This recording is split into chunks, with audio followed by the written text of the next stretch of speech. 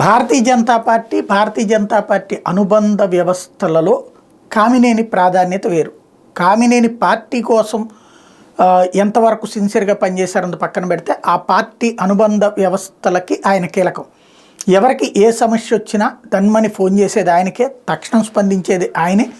Hospital అయినా, స్కూళ్ళు అయినా, కాలేజీలైనా, ఏ ఇష్యూలోనైనా సరే ఇండివిజువల్ కేర్ తీసుకుని ఆ సమస్య పరిష్కరిస్తారు. అందువల్లనే బీజేపీ అనుబంధ విభాగాలు వాళ్ళందరికీ కూడా కామినేని ఒక స్వీట్ హార్ట్. అదే ఇప్పుడు ఆయనకి ధైర్యాన్ని ఇచ్చింది, ఆత్మవిశ్వాసాన్ని ఇచ్చింది.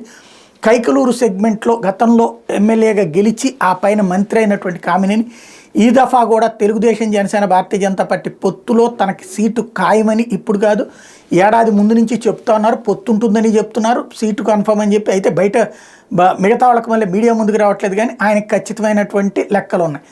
ఆ లెక్క కరెక్ట్ అయింది, పొత్తు కన్ఫర్మ్ అయింది. ఇప్పుడు ఆ సీటు కూడా అటు తెలుగుదేశము దానికోసం ఎట్లాంటి పేచీ లేదు, అట్లాగే జనసేన నుంచి కూడా ఎట్లాంటి పేచీ లేదు.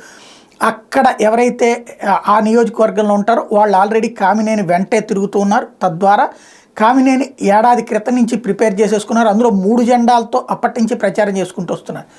ఇప్పుడు కామినేని కైకలూరు సీటు కన్ఫామ్ అయిపోయింది.